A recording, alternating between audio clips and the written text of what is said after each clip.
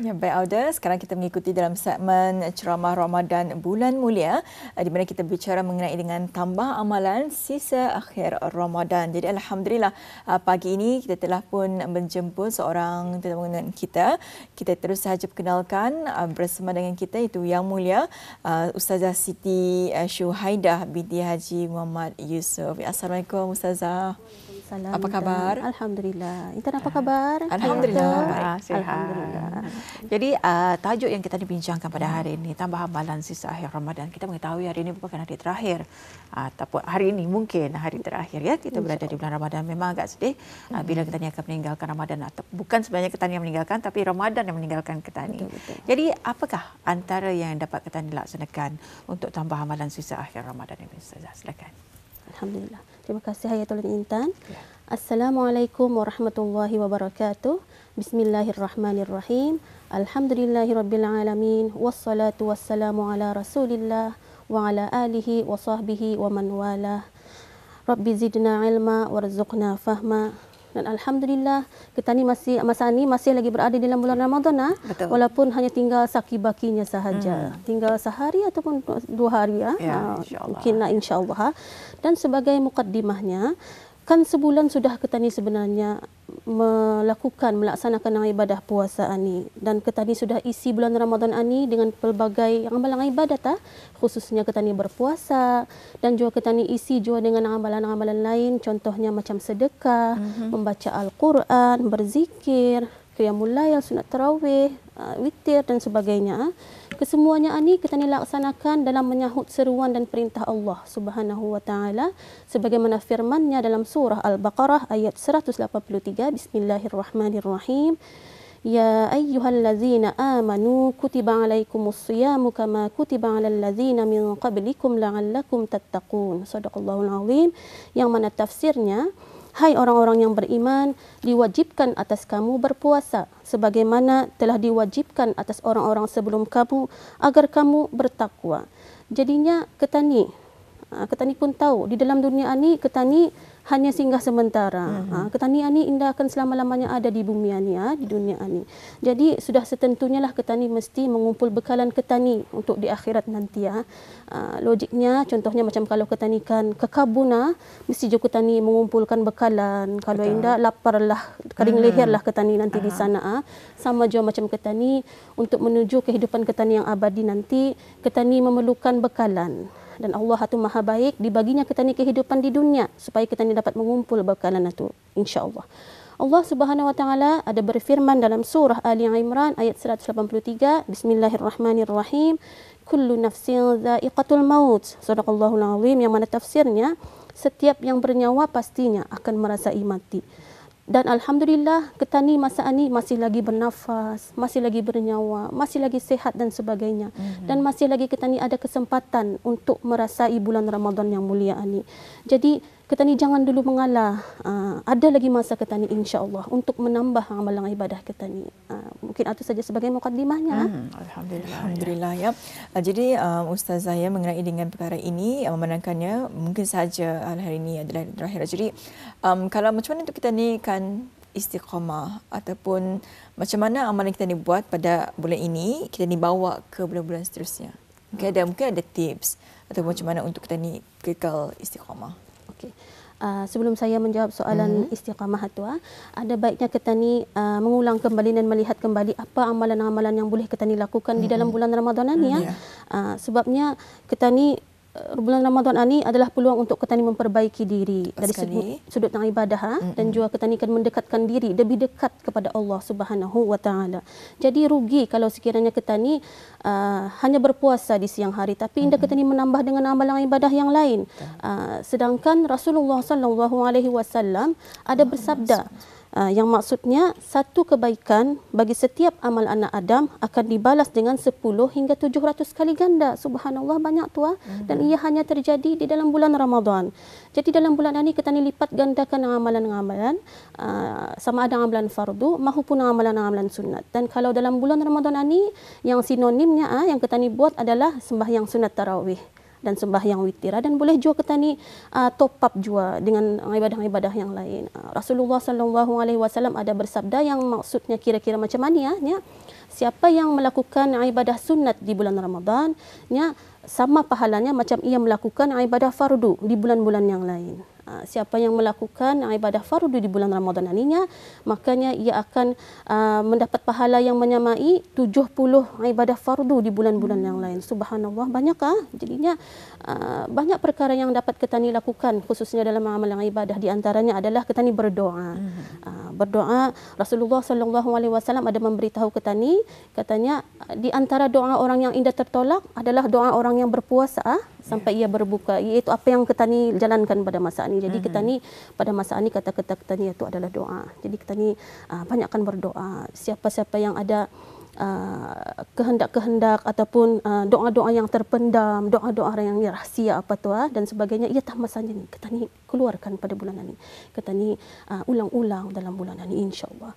Kemudian di antara amalan lain yang dapat kita ni lakukan adalah memperbanyak bacaan Al-Quran. Rasulullah SAW ada bersabda yang maksudnya macam ni, kira-kira barang siapa yang membaca satu huruf di dalam Al-Quran, maka baginya satu kebaikan, dan setiap kebaikan itu digandakan menjadi 10 kebaikan yang semisal dengannya. Yang aku tidak mengatakan alif lam mim itu satu huruf, akan tetapi alif satu huruf, lam satu huruf dan mim satu huruf katanya. Jadi dapat kita ni nampak di sini alif lam mim itu saja ada 30 pahala. Dan ditambah lagi dengan 700 kali ganda, subhanallah. Itu baru alif lam mim. Jadi kita ni dalam bulan Ramadan ini banyak-banyak kita ni membaca Al-Quran. Walaupun surah-surah yang kita ni tahu saja. Contohnya yang saya pasti orang memang tahu surah Al-Fatihah. Itu berapa banyak huruf sudah tu dikali dengan 10, dikali dengan 700 dan sebagainya. Jadinya banyak-banyaklah kita ni membaca Al-Quran. Kemudian apa yang dapat kita ni buat lagi adalah dengan bersedekah. Sedekah ni Rasulullah, siapa yang membagi makan orang berpuasa, ia dapat pahala macam orang berpuasa atunya tanpa dikurangkan sedikit pun. Jadi kalau kita ni menyungkaikan orang, imagine kita ni mengantar juadah berbuka ke rumah sebelah. Kalau dalam keluarganya ada 10 orang, subhanallah berapa kali ganda sudah tu. Jadi rugi kalau kita ni indah membuat benda itu. Dan pada masa ini ada macam-macam cara sudah untuk kita ni kan bersedekah yang sudah kita ni disanangkan. Pada bila masa saja kita ni boleh buat. Contohnya kita ni boleh masukkan dalam tabung masjid, tabung anak yatim. Apalagi yang paling senang kita ni dapat buat di hujung jari saja. Contohnya macam SMS, transfer dan sebagainya. Dimudahkan sudah pada masa ini, dan kita ni memang sepatutnya meneladani Rasulullah SAW yang ia memang orang yang paling dermawan. Apatah lagi dalam bulan Ramadan memang ia menjadi lebih dermawan lagi. Jadi banyak-banyakkanlah bersedekah, dan di antaranya juga selawat dan juga zikir. Allah Subhanahu Wa Taala berfirman dalam surah Al-Ahzab ayat 41, Bismillahirrahmanirrahim. Ya ayyuhallazina amanu dzkurullaha dzikran katsira. Sadaqallahul azim. Yang mana tafsirnya, wahai orang-orang yang beriman, berzikirlah kamu kepada Allah dengan zikir yang banyak. Jadi kita ni banyak-banyak berzikir. Walaupun zikir-zikir yang kita ni tahu subhanallah, kaya alhamdulillah, astaghfirullah, la ilaha illallah dan sebagainya. Banyak-banyak kita ni membaca dalam bulan ini. Dan semua zikir-zikir itu memang ada mempunyai fadilat-fadilatnya yang tersendiri. Banyakkan bertaubat dalam bulan ini, sebab dalam bulan ini pengampunan Allah itu yang maha luas. Jadi jangan kita ni sia-siakan manfaat ini. Dan kalau ini nampak anak bulan, ada beberapa perkara lagi dapat kita ni buat. Kalau ini nampaklah anak bulan ada ada lagi yang dapat kita ni buat. Contohnya macam qiyam Ramadan. Kita ni melakukan ibadah malam, kita ni menghidupkan malam. Contohnya kita ni boleh buat sembahyang sunat tarawih dan witir apa tu. Dan boleh juga kita ni top up dengan sembahyang maghrib yang Isya berjemaah, sunat qabliyah ba'diyah, sembahyang tahajud 2 rakaat dan sebagainya. Kalau anda nampaklah nak bulan artinya ada sekali lagi kita dapat membuat, insya-Allah. Jadi yang antara lain lagi adalah iktikaf juga. Iktikaf itu beriktikaf di masjid yang memang Rasulullah buat, dan selepas baginda wafat isteri-isterinya pun ada membuat dan sebagainya. Dan ia adalah sesuatu yang sangat-sangat dituntut. Dan juga sama juga kalau kita ni masih lagi ada 1 hari untuk berpuasa, kita ni boleh bersahur lagi. Alhamdulillah. Bila lagi kita ni kan dapat bersahur. Di tengah ni bulan Ramadan kita ni bersahur. Dan yang mana sahur atunya ada keberkatannya, seperti mana sabda Rasulullah SAW-nya, Makan sahur adalah berkah, maka janganlah kalian meninggalkannya walau kalian hanya meminum seteguk air, kerana Allah dan para malaikat berselawat kepada orang yang makan sahur. Jadi rugi kalau kita ni indah bersahur. Ada orang kadang-kadang malaskan bangun sahur, mungkin ia kurang tahu kali ya pasal fadilat-fadilat bersahur, yang mana sahuran ni ada berkat. Allah dan malaikat berdoa untuk kita ni, jadi rugi bila lagi kita ni kan mendapat fadilat bersahur ini. Dan itu adalah di antara sunat-sunat Ramadan yang dapat kita ni lakukan. Yang mesti kita ni rest pada hujung-hujung ni. Ini lagi banyak masa kita ni yang tinggal. Jadi cara kita ni untuk istiqamah, bagi menjawab soalan tadi ya, insya-Allah istiqamah ni maksudnya kita ni tetap hati kita ni.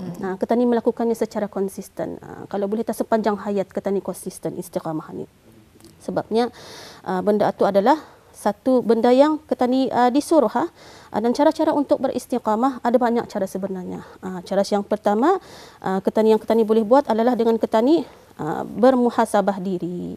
Kita ni muhasabah diri kita ni tanya diri kita ni, apa tujuan aku diciptakan di dunia ni? Aku diciptakan di dunia ni adalah untuk beribadah. Jadi banyak-banyaklah kita ni beribadah. Itu satu. Yang kedua adalah kita ni mencari kawan yang baiknya kita ni, sahabat yang kita ni banyak menghabiskan masa dengan dia. Orang itu baik, boleh membawa kita ni kepada membuat perkara yang ma'ruf, boleh membuat kita ni meninggalkan perkara yang indah baik dan sebagainya. Macam apanya Rasulullah SAW-nya, kawan yang baik dan kawan yang buruk ini macam seorang penjual minyak wanginya sama penjual besi katanya. Kalau penjual minyak wanginya, kau boleh membeli minyak harum daripadanya. Atapunnya kalau indah pun kau membelinya, kau tetap akan mendapatkan bau yang harum daripadanya. Sedangkan tukang besi katanya boleh jadi percikan apinya terkena pakaianmu, ataupun kalau indah punya kau tetap akan mendapatkan bau asap yang indah baik katanya. Jadi nampak daripada hadis di sana, kawan ni sedikit sebanyak ada ia punya efek arah katanya. Jadi berhati-hatilah katanya dalam memilih siapa yang katanya berdamping dengan selalu. Okay, yang ketiga, yang terakhir yang boleh kita ni buat adalah berdoa. Ini sebenarnya last but not leastnya, satu perkara yang penting, kita ni punya senjata bagi orang mukmin. Di antara doa yang boleh kita ni amalkan adalah yang menjadi favorite Nabi, salah satu favorite Nabi iaitu ya muqallibal qulub tsabbit qalbi ala dinik, yang mana maksudnya wahai zat yang membolak-balikkan hati, tetapkan hatiku di atas agamamu. Itu adalah doa yang boleh kita ni amalkan. Sebab kita ni tahu hati kita ni bolak-balik.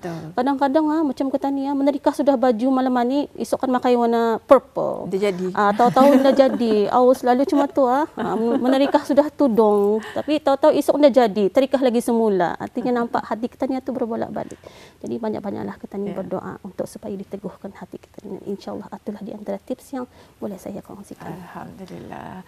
Tadi ada penonton ya, dengan adanya tambah amalan sisa akhir Ramadan ini, walaupun hanya tinggal hari ini saja lagi, kalau esok kita ni berhari raya, tapi kalau esok kita ni dah berhari raya, kita ni ada satu hari lagi tambahan. Jadi kita ni buatlah sebaik yang mungkin dalam kehidupan kita. Jadi memang rugilah rasanya. Sebab itulah rasa kesedihan itu ada bila Ramadan akan berlalu pergi. Kita ni indah pula meninggalkan Ramadan, tapi Ramadan yang meninggalkan kita ni. Itulah ya. Setahun sekali kita ni, bukan setahun sekali kita ni bersyawal. Setahun sekali selama sebulan kita ni menunaikan ibadah puasa berpuasa kita. Ya. Dan Ustazah tadi ada menyentuh sekiranya ya masih lagi ada waktu untuk kita ni berpuasa besok, tidak dapat dikongsikan. Tapi sekiranya malam ini nampak tiada anak bulan Syawal. Jadi apa antara amalan yang dapat kita ni lakukan? Terima kasih atas soalannya. Alhamdulillah, kalau sekiranya malam ini nampak tiada anak bulan. Esok puasa atau esok raya? Esok raya tu indah lagi dapat kita ni berpuasa tu 1 Syawal. Jadi apa yang dapat kita ni lakukan? Kita ni apa yang dapat kita ni lakukan adalah kita ni lahirkan rasa gembira. Kita ni lahirkan rasa bersyukur lurus. Sebabnya kita ni sudah berjaya. Berjaya mengekang, berjaya melawan hawa nafsu kita ni selama sebulan.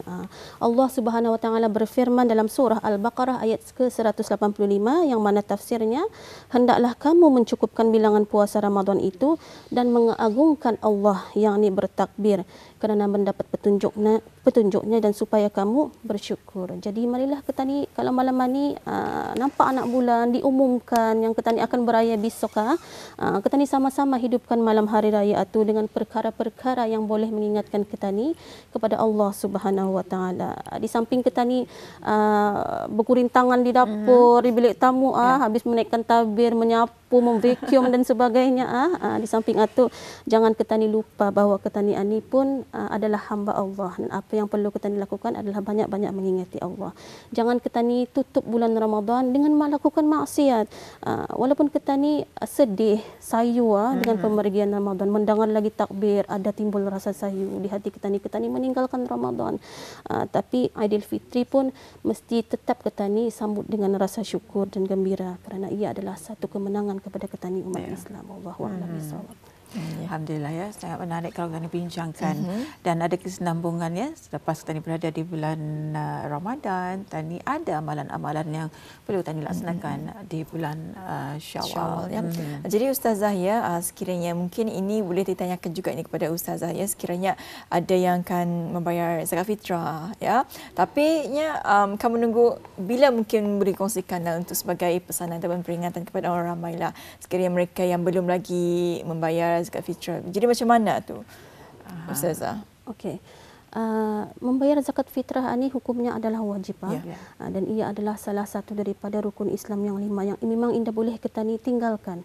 Tapi ada juga part-partnya di mana zakat fitrah ini yang indah diwajibkan kepada orang-orang yang tertentu.